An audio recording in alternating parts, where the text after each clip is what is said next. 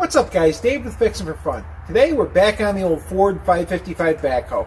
So last time we did a video on this, we were reinstalling the head and retorquing it all down, and the weather was terrible. There was feet of snow and it was frigid temperatures, so I decided I was going to button it up and wait till the weather changed. It's a little drizzly today, but it's better than feet of snow.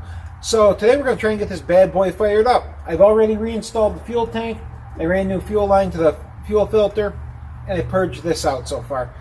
Next thing we got to do is get the air out of the injector lines, put some coolant in it, and see if it fires up. Okay, so what we've done is we had all the system apart, which means you have to get the air out of it. We've cracked this bleeder loose, and we let it flow until fluid came out. All these injectors, they're on, but they're off.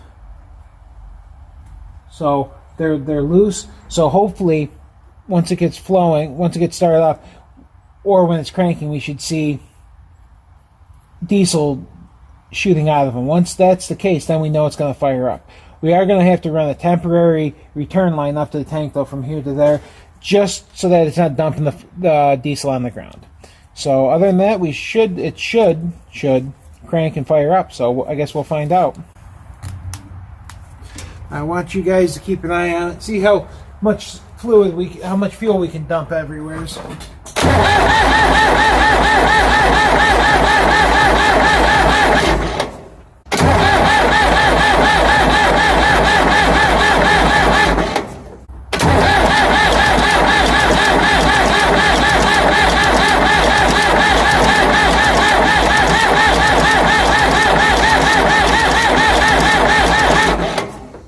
Okay, so it doesn't seem to want to start.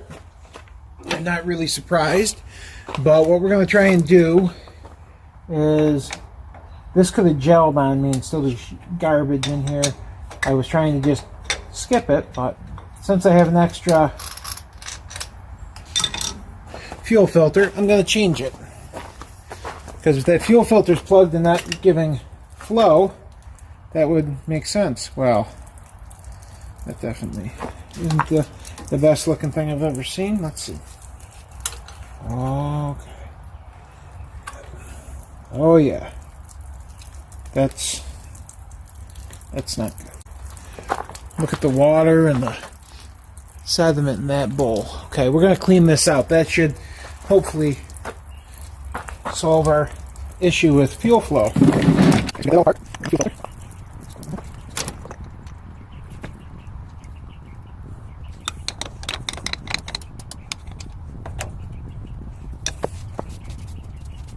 Okay, yeah, that's definitely could be some of the problem.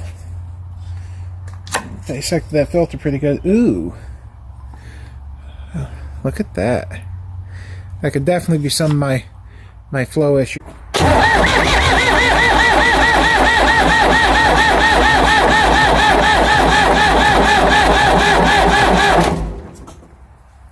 Okay, after consulting the manual, I realized that I'm doing this wrong. Ironic. So you're supposed to get all the air out. I have the pump air bound. It must be because it's sucking air from the filter being plugged. So we got to bleed this too. I'm going to see how many people I can get upset with a crescent wrench. Maybe none, maybe some. Let's see.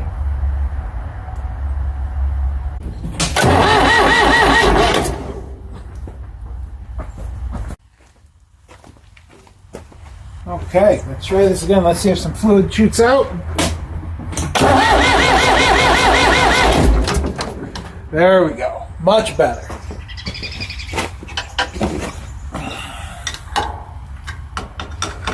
You just had to get it. You got to go step by step. Filter, injector pump, injectors. Now let's see what happens.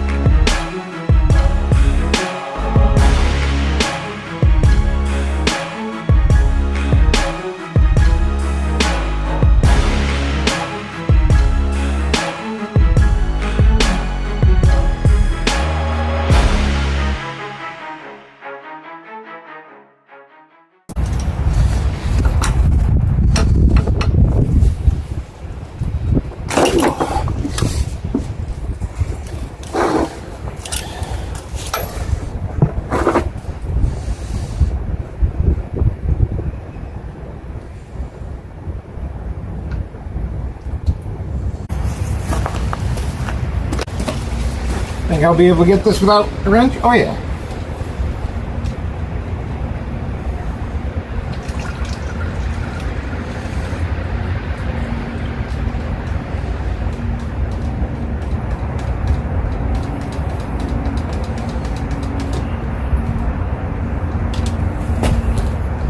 Boy, that filter feels heavy.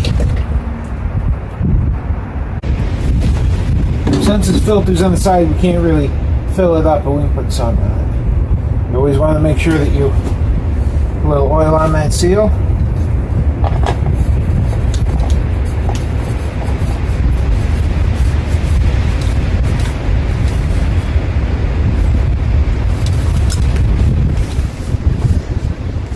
That plug in before we forget. You want to see a bad day?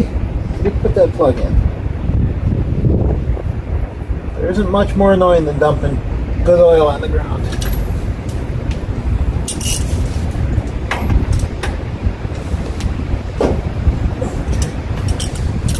One thing I do like doing is I like dating